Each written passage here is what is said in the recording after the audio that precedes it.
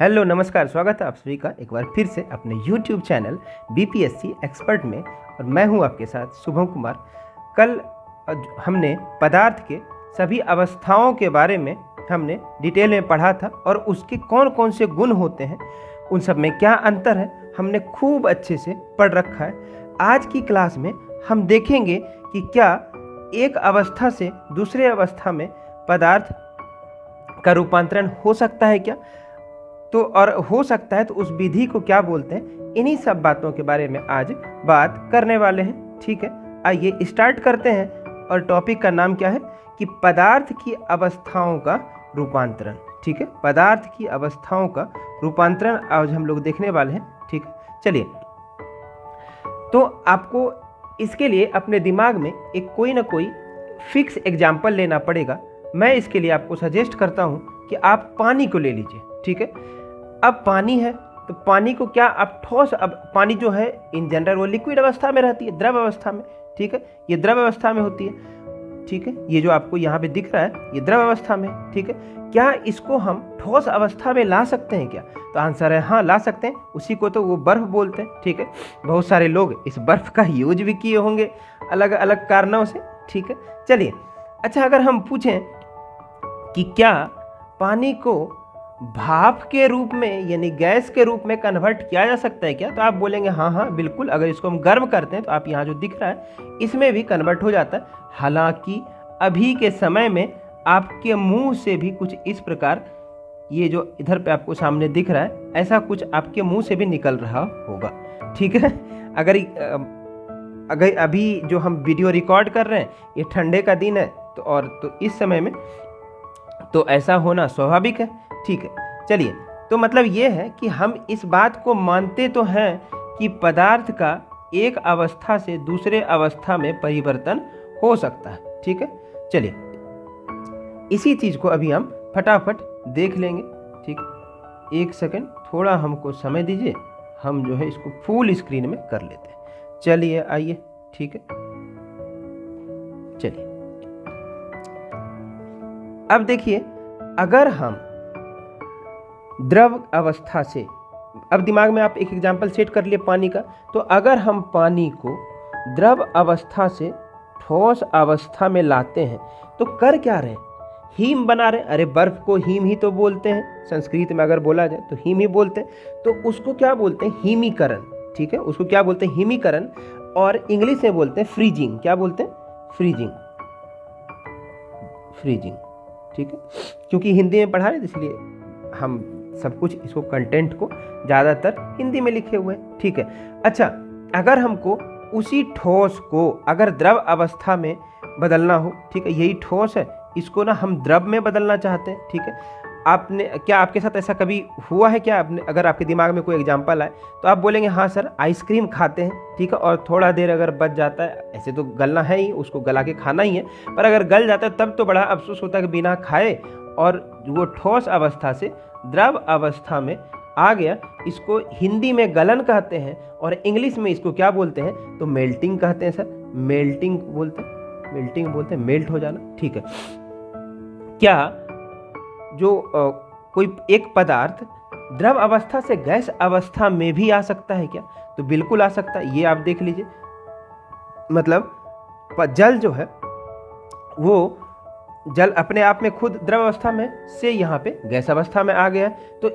तो इस चीज का बनना को क्या बोलते हैं हम? तो वाष्प बनना बोलते हैं। ठीक है, तो अगर यही चीज अगर बन रहा है तो इसको हम, इस प्रोसेस को क्या बोलते हैं, इस प्रक्रिया को क्या बोलते हैं? तो वाष्पीकरण बोल देते हैं। और अगर गैस से द्रव अवस्था में लाना हो, आप देखे होंगे कभी भी गैस से द्रव अवस्था में आते हुए पानी को देखा है क्या आपने? तो आप बोलेंगे हाँ सर, बहुत बार जब खाना वगैरह बनता है तो आप देखे होंगे कि उसको जिस चीज़ से भी ढका जाता है उस पर ऊपर पे जाके भाप जम जाता है और जब वहाँ से आप हटाते हैं तो ठंडा हो जाता है, तो वो पानी के जैसा यानी लिक्विड स्टेट में यानी द्रव अवस्था में आ जाता है। ठीक है, तो इसको क्या बोलते हैं? संघनन यानी कंडेंसेशन। संघनन को क्या बोलते हैं इंग्लिश में? तो कंडेंसेशन। ठीक है, चलिए, उम्मीद है यहाँ तक की बात तो आपको समझ में आई होगी। ठीक है, चलिए अब बात करते हैं ठोस से गैस के में डायरेक्ट कन्वर्ट करने को। ठीक है, तो आप बताइए कि क्या जल को सीधा हम ठोस से गैस में कन्वर्ट कर सकते हैं क्या आपको ऐसा कोई एग्जाम्पल पता है क्या? आपने कभी ऐसा हो सकता हो किया हो।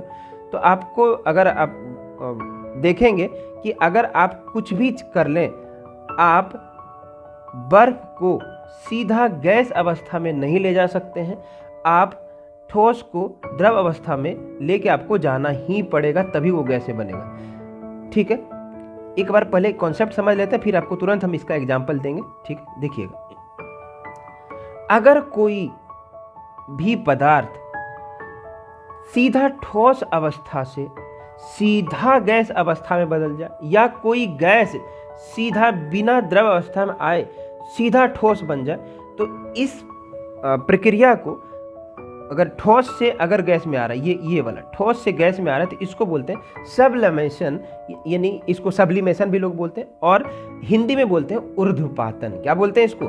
तो ऊर्ध्वपातन बोलते हैं। ठीक है, और अगर गैस से सीधा ठोस में आ गया तो क्या बोलेंगे सर? तो इंग्लिश में सब्लिमेशन बोलते हैं या सब्लिमेशन बोलते हैं, तो हिंदी में डीसब्लिमेशन बोल देंगे। ठीक है, और निक्षेप का जमा होना यानी निक्षेपण। ठीक है, पर आपके दिमाग में अभी कोई भी इस पे बेस्ड एग्जाम्पल नहीं आ रहा होगा। ठीक है, तो इसी के लिए तो हम हैं, हम जाहिर सी बात है हमारा काम ही है, तो हम आपको बताएंगे ही। देखिएगा, क्या आपने कभी कर्पूर को देखा है क्या? पूजा वूजा होता होगा आपके घरों में। ठीक है सर, तो आप देखे होंगे, इसको अगर आप ऐसे रख दें तो पता चलेगा क्या कि कुछ समय में वो मतलब थोड़ा ज़्यादा दिन के लिए रख दें तो आप देखेंगे ये रहता तो ठोस अवस्था में, एकाएक वहाँ से गायब हो जाता है। तो आपको पता चलता है कि किस फॉर्म में कन्वर्ट हो गया होगा, तो गैस फॉर्म में कन्वर्ट होकर हवा में मिल गया। ठीक है, चलिए, हो सकता है कि आप इसको कभी आपने ऐसा यूज नहीं किया हो, तो आप हो सकता है कि आप बोलेंगे नहीं नहीं नहीं ऐसा नहीं होता है। ठीक है, वगैरह वगैरह। ठीक है, जो दूसरा एग्जाम्पल दे रहे हैं ये आपने देखा ही है, ये है नेफ्थलीन की गोलियां, जिसको आमतौर पर बहुत सारे लोग फिनाइल का गोली भी बोल देता है। ठीक है सर, आप देखे होंगे कि कपड़ा वगैरह जब आपके घर में स्टोर करके रखा जाएगा, ऐसे मान लिया ठंडा का कपड़ा है, अब तो फिर अगली बार जब ठंडा आएगा तभी उसको देखेंगे सर। ठीक है, गर्मी के दिन में तो उसका कोई काम नहीं, तो एक जगह उसको डाल देते हैं और उसमें यही नेफ्थलीन का गोली डाल देते हैं। ठीक है, ऐसा डाल देते हैं और छोड़ देते हैं। तो अच्छा, आप देखिएगा, जब डालते हैं तब तो नेफ्थलीन का गोली पूरा होता है। ठीक है, लेकिन जब आप 6 महीने 1 साल बाद आप जब उसको निकालते हैं तो आप पाते हैं कि उससे जो नेफ्थलीन का गोली या तो बहुत छोटा हो गया है या खत्म ही हो गया है। तो ये भी क्या हुआ सर? सीधा किस में कन्वर्ट हो गया?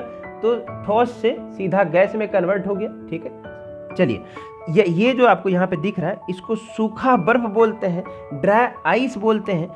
तो जो कार्बन डाइऑक्साइड गैस आपको पता होगा, उसको जब बहुत हाई प्रेशर और बहुत कम टेम्परेचर पे, मतलब तापमान बहुत कम कर दिया जाता है, तो उस पे कार्बन डाइऑक्साइड जो गैस में जैसे रूप में मौजूद है, उसको ठोस बर्फ में कन्वर्ट कर दिया जाता है, जो ये है। तो चलिए फटाफट, अगर ये सब समझ चुके हैं तो डेफिनेशन भी देख ही लेते हैं। ठीक है, चलिए, तो ऊर्ध्वपातन क्या है? तो वैसी प्रक्रिया जिसमें कोई पदार्थ ठोस अवस्था से सीधे, कैसे? तो सीधे गैस में परिवर्तित हो जाता है, तो उसको हम क्या बोल देंगे? ऊर्ध्वपातन बोल देंगे। तो वो प्रक्रिया क्या कहलाएगा? ऊर्ध्वपातन। सीधा ठोस से गैस में जाना चाहिए, बीच में लिक्विड में यानी द्रव अवस्था में नहीं आना चाहिए। ठीक है सर, उम्मीद है आप इस चीज को समझ गए होंगे। ठीक है, आप देखते होंगे बार बार हम इसको हटा देते हैं, क्योंकि बाद में आपको नोट्स देना है, और नोट्स अगर हम दें और इसमें ये सब कुछ किया हुआ हो तो जाहिर सी बात है आपको बहुत ज़्यादा दिक्कत हो जाएगा। इसीलिए हम इसको बार बार देखते होंगे, आप हटा देते हैं, पर आपको इस पर ध्यान नहीं देना। अच्छा, तो अभी यहाँ तक उम्मीद है आप सब कुछ समझ गए होंगे कि हमने, हालांकि ये बचपन से आप पढ़ के तो रखे ही रहते हैं कि क्या होता है, मतलब ठोस द्रव गैस। ठीक है, पर इस पे भी बेस्ड अब क्या करें, क्वेश्चन पूछ देता है, तो हमें तो बताना ही काम है। ठीक है, तो अगर ठोस से अगर द्रव में जा रहा है तो गलन, द्रव से ठोस में आ रहा है तो हिमीकरण। ठीक है, अगर द्रव से गैस में जा रहा है तो वाष्पीकरण, और गैस से अगर द्रव में आ रहा है तो संघनन। वैसे ही ठोस से अगर गैस में जा रहा है तो ऊर्ध्वपातन, और गैस से अगर ठोस में आ रहा है तो निक्षेपण। ठीक है, उम्मीद है आप ये समझ गए होंगे। यहाँ पे आपको 2 वर्ड मिला होगा। ठीक है, एक है आपका वाष्पीकरण, कहीं आपने पढ़ा है क्या? हाँ, ये रहा वाष्पीकरण। वाष्पीकरण में आप क्या करते हैं कि जब द्रव को गर्म करते हैं ना सर, तो वो गैस में बदल जाता है। पर एक और चीज इससे मिलता जुलता होता है, उसको बोलते हैं वाष्पन। वो दोनों अलग अलग चीज है, अभी तुरंत देखने वाले हैं और मजा बहुत आएगा, इस बात का हम गारंटी लेते हैं। देखिएगा, समझिएगा, अगर हम बोलें कि आपको हम एक गिलास पानी देते और इसको आप बदल दीजिए किसमें, वाटर वेपर में, आप इसको गैस में बदल दीजिए, भाप में बदल दीजिए और ये अपने आप उड़ जाएगा, तो क्या ये आपसे संभव है? आप बोलेंगे बिल्कुल सर, गैस पे चढ़ाएंगे, गर्म कर देंगे, किससे किस में कन्वर्ट हो जाएगा? तो लिक्विड से यानी द्रव अवस्था से गैस अवस्था में बदल जाएगा। ठीक है, तो मतलब आप ये मानते हैं ना कि उसको जो गर्म करेंगे तो उसका जो भी बॉइलिंग पॉइंट होगा, मतलब जो भी उसका क्वथनांक होगा, हाँ यहाँ पे क्वथनांक जैसे आया, इसके लिए हमने यहाँ वर्ड लिख के रखा है। देखिएगा, क्वथनांक वर्ड जो है ना लोगों को याद नहीं रहता है, ठीक है, तो इसको इंग्लिश वाला जो है इसका याद रख लेंगे। क्वथनांक को इंग्लिश में बोलते हैं बॉइलिंग पॉइंट, वैसे हिमांक को बोलते हैं फ्रीजिंग पॉइंट, और गलनांक को बोलते हैं मेल्टिंग पॉइंट। सबसे ज़्यादा कन्फ्यूजन लोगों को रहता है क्वथनांक क्या है, भूल जाते हैं ऐसा वर्ड, क्योंकि हम आमतौर पर यूज नहीं करते हैं, इसलिए ऐसा है। चलिए, तो जो बात कर रहे थे उस पर हम वापस आते हैं। तो मतलब जो भी उसका बॉइलिंग पॉइंट है, जो भी उसका क्वथनांक होगा, जैसे वाटर का यानी पानी का 100 डिग्री सेल्सियस है, ठीक है, तो इससे ज़्यादा तक गर्म करेंगे तो आप देखते हैं उड़ जाता है, ठीक है। पर आपसे क्वेश्चन पूछते हैं कि आप ये बताइए, अगर ऐसा है कि पानी को अगर हमको भाप में बदलना है तो गर्म ही करना पड़ता है 100 डिग्री सेल्सियस पर से ये ज़्यादा, तो आप हमें एक बात बताइए कि गर्मी के दिनों में ऐसा क्या होता है कि आपके तालाब का पानी आधा हो जाता है? बताइए बताइए। आपके आसपास जहाँ कहीं भी मान लीजिए कि कोई चाहे नाला ही हो, नदी ही हो, छत पे रखा हुआ किसी चीज़ में पानी हो, आप देखते हैं सब खत्म हो गया या कोई आधा उड़ गया, तो कहाँ चला गया? क्या आप मानते हैं कि उस समय आपके गांव का या आपके शहर का टेम्परेचर 100 डिग्री सेल्सियस से ज़्यादा रहा होगा? तो आप बोलेंगे नहीं नहीं सर, 100 डिग्री टेम्परेचर में तो हम खुद ही बॉयल हो जाएंगे सर, ठीक है, तो ये तो नहीं रहा होगा। फिर आपको ये कन्फ्यूजन आता है, और आइए इसी कन्फ्यूजन को फटाफट हम क्या करते हैं, दूर कर देते हैं। तो ये जो सीधा गर्म करके जब हम कन्वर्ट करते हैं ना द्रव से गैस में, तो इसको बोलते हैं वाष्पीकरण।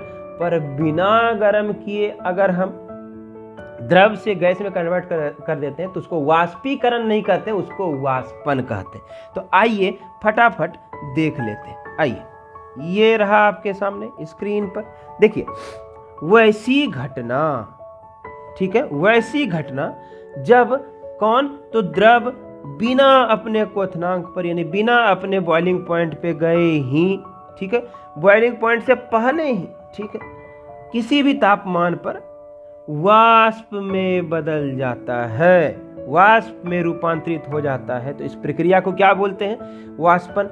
जैसे आप कपड़ा सुखाते हैं, ठीक है, तो आपके कपड़ा से पानी कैसे उड़ जा रहा है, बताइए बताइए, ठीक है, क्या 100 डिग्री सेल्सियस से ज़्यादा जा रहा है क्या आपके गांव का या आपके शहर का टेम्परेचर? तो आप बोलेंगे नहीं नहीं सर, अगर उतना जाए फिर तो क्या ही बात है। चलिए उस पर नहीं पढ़ते। आप जैसे ये साड़ी दिख रहा होगा, धोती दिख रहा होगा, ठीक है, इन सबको भी आप सुखाते हैं, ठीक है, इसका क्योंकि हम एग्जाम्पल लेने वाले हैं इसीलिए हम यहाँ पे इसका फोटो डालें।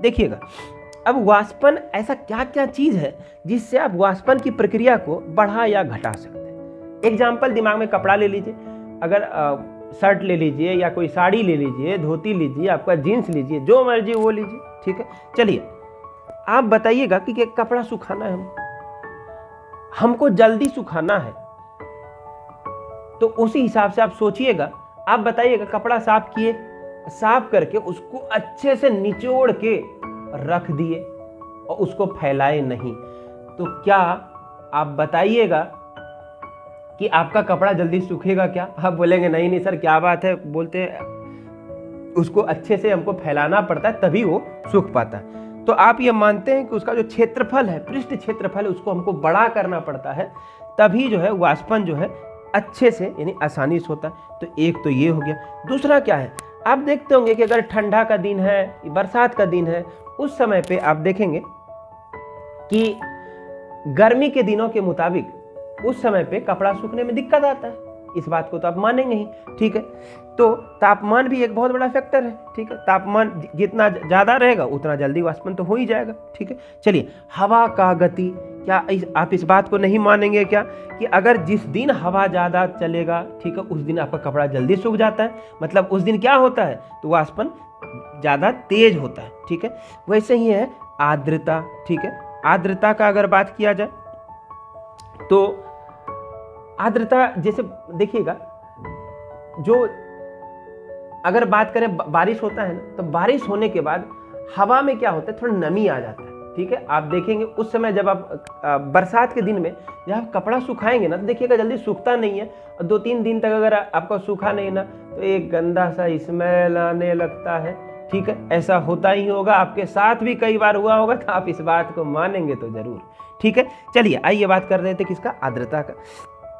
तो अगर बारिश वगैरह हुआ हो और उस वजह से जो आपके यहाँ पे जो हवा चल रही है उसमें नमी का मात्रा हो, तो उसी चीज़ को आर्द्रता बोलते हैं। यही अगर गर्मी का दिन है तो जो आपका हवा है उसमें नमी की मात्रा बहुत कम होगी तो जल्दी सूख जाएगा, लेकिन बरसात के दिन में वही नमी की मात्रा ज़्यादा होता है तो जल्दी नहीं सूखता है। चलिए, तो आर्द्रता भी इस चीज़ को प्रभावित करता है, मतलब आर्द्रता अगर कम हुआ तो वाष्पन क्या होगा, ज़्यादा होगा, और आर्द्रता अगर ज़्यादा हो गया, वर्षा वगैरह हुआ तो वाष्पन कम होगा, लेट से सूखेगा सर। चलिए, उम्मीद है आप यहाँ तक सब कुछ सीख गए होंगे। एक और चीज़ है, ये एग्जाम में पूछा जाता है तो इसीलिए यहाँ पे हमने इसको डाल दिया है, एक है फ्रीजिंग मिक्सर यानी हिमकारी मिश्रण। क्या होता है हिमकारी मिश्रण, तो देखिए क्या करते हैं कि बर्फ का जमने का अपना एक कैपेसिटी है सर, 0 डिग्री सेल्सियस के नीचे जैसे जाएंगे बर्फ जमने लगेगा। पर अब देखिएगा कि अगर हमको जो बर्फ है वो हमको बहुत ही मतलब 20 से कम डिग्री सेल्सियस पे चाहिए, ठीक है, मतलब बहुत कड़ा बर्फ चाहिए या बहुत कम टेम्परेचर चाहिए, तो ऐसे में हम क्या करते हैं, हम एक युक्ति लगाते हैं। पहले आप ये बताइए सर वो सब छोड़िए, आपको चाहिए क्यों, तो देखिएगा समझिएगा। मछली वगैरह आप देखते होंगे या मीट वगैरह देखते होंगे या ऐसा चीज़ जो कि जल्दी खराब हो जाता है, ठीक है। अगर सोचिए कोई भी मांस है उसको आप ऐसे ही खुला में छोड़ दें, ठीक है, तो आप पाएंगे कि कुछ देर में उसमें गंध आ जाता है। अरे उतना तो छोड़िए, एक दिन हम लोग भी जब मर जाएंगे ना क्या, हम भी एग्जाम्पल ले रहे हैं पर ये सच्चाई है कि हमारे शरीर से भी गंध आने लगता है कुछ ही समय में। इसीलिए आप देखते होंगे कि मरने के बाद अगर 2 दिन तक लाश को रखना है ना, तो उसको किस में रखना पड़ता है, तो आप देखते होंगे डीप फ्रीजर में रखा जाता है, ठीक है। मॉर्चरी में जाके उसको डीप फ्रीजर में बहुत ही, वहाँ पे भी उसका भी वही कॉन्सेप्ट है कि बहुत कम टेम्परेचर पे रखता है, जिसलिए जो वो ख़राब नहीं होता है उसका शरीर। तो ऐसे ही देखिए, आइए वापस आते हैं इस पे, ठीक है। वहाँ भी इस चीज़ का यूज किया जाता है जो हम आपको बताने वाले हैं, ठीक है। तो देखिएगा होता क्या है कि हमको बहुत कम टेम्परेचर चाहिए, या हाँ हम बता रहे थे कि मछली को एक जगह से दूसरी जगह ले जाना, मांस को एक जगह से दूसरी जगह ले जाना, जाने में 1 दिन 2 दिन लग जाएगा पर बीच में ही खराब हो जाएगा। तो इसके लिए क्या करते हैं कि नमक का 3 भाग और नमक का 1 भाग और बर्फ का 3 भाग। सर मतलब अगर मान लीजिए कि 1 किलो कुछ ले रहे हैं तो उसमें जो 1 भाग यानी मान लीजिए 250, 4 पार्ट में डिवाइड कर देते हैं तो 250 ग्राम जो है हम नमक ले लेंगे, और 750 ग्राम के आसपास, हालांकि एमएल में मापा जाता है पर आपको समझाने के लिए, ठीक है, हम क्या ले लेंगे, पानी को ले लेंगे, वही जाके बर्फ बनेगा सर। और इसको हम बढ़िया से मिक्स कर देंगे दोनों को, ठीक है, दोनों को मिक्स कर देंगे। और जब इसको हम ठंडा करेंगे तो पता है क्या होता है, ये -22 डिग्री सेल्सियस पे जाके जमता है। कितना, -22, 0 से कितना नीचे चला गया, -22, ठीक है। तो अब इतना नीचे चला गया तो अब क्या होगा, कभी मतलब एक बहुत ही कम उसको टेम्परेचर मिलेगा, बहुत ठंडा मिलेगा, तो इसमें खराब होने का भी खतरा बहुत कम रहेगा, ठीक है। तो उम्मीद है आप इस चीज़ को समझ पाए होंगे। बस याद रखना है क्या, 1 भाग नमक का, 3 भाग पानी या बर्फ का। अरे बर्फ क्या है, जमा हुआ पानी ही तो है, ठीक है। चलिए, और इसमें कितना डिग्री टेम्परेचर तक चला जाता है, तो -22 डिग्री सेल्सियस तक चला जाता है। और इस चीज़ को क्या बोलते थे, हिमकारी मिश्रण या फ्रीजिंग मिक्सर बोलते हैं, ठीक है। चलिए फिर बात करते हैं एक लास्ट, इसका नाम है एक्वा रिजिया। क्या नाम है, एक्वा रिजिया। इसमें क्या करते हैं कि हाइड्रोक्लोरिक एसिड HCl का, ठीक है, एक सेकंड रुकिएगा, HCl का अच्छा एक सेकंड भाई, हाँ, हाइड्रोक्लोरिक अम्ल जो है HCl का 3 भाग और HNO3 का 1 भाग ले लेते हैं, ठीक है। जैसे पिछले बार नमक और पानी को ऐसे मिला रहे थे, 3 भाग पानी का लेते थे, 1 भाग नमक का, पर यहाँ 3 भाग हाइड्रोक्लोरिक अम्ल लेते हैं और 1 भाग HNO3 ले लेते हैं, ठीक है। दोनों को बढ़िया से मिला देते हैं। तो मिलाने के बाद जो है कुछ इस तरह का, ये जो पीला पीला दिख रहा है, ठीक है, तो इस तरह का कुछ हमको मिक्सचर मिलता है। काय बना रहे हैं सर, क्या करेंगे इसका? तो इसका उपयोग स्वर्णकार करते हैं, गोल्ड स्मिथ करते हैं, जिसको सोनार बोलते हैं आम चाल बोलचाल की भाषा में। काहे करते हैं सर इसको? काहे की समझिएगा, सोना है, प्लेटिनम है, इसको पिघलाना है। अरे तभी तो आपको कुछ जेवर जबरात बना के दे पाएंगे, बिना पिघलाए तो बनेगा नहीं। तो वो लोग क्या करते हैं ना, एक तो तरीका है कि उसको गर्म करें, ठीक है, पर बहुत ऐसा उनके लिए ऐसा बहुत सारा केस आता है जहाँ पे कि उतना टेम्परेचर वो नहीं दे सकते, उससे उनको दिक्कत हो जाएगा। तो वो क्या करते हैं, उसको पिघलाने के लिए ना यही एक एसिड लेते हैं, कौन सा? HCl, और दूसरा HNO3, इस दोनों को मिलाते हैं तो जो बनता है उसको एक्वा रिजिया बोलते हैं। सोना हुआ, प्लेटिनियम हुआ, इसको अगर पिघलाना हुआ, इसमें आप देख रहे होंगे यहाँ पे आपको सोना दिख भी रहा होगा, इसमें सोना डाला हुआ है और धीरे धीरे सोना जो है इसमें पिघल जाता है। फिर इसका उपयोग वो लोग अपने, अब हम तो भाई स्वर्णकार है नहीं कि हम आपको बता पाएँ कि हम इसका यूज कैसे करते हैं, क्योंकि हमें तो मतलब है एग्जाम से। एग्जाम में इसमें पूछा क्या जाता है, तो एग्जाम में पूछा जाता है कि HCl का कितना भाग और HNO3 का कितना भाग, बस इसको अच्छे से याद रखिएगा।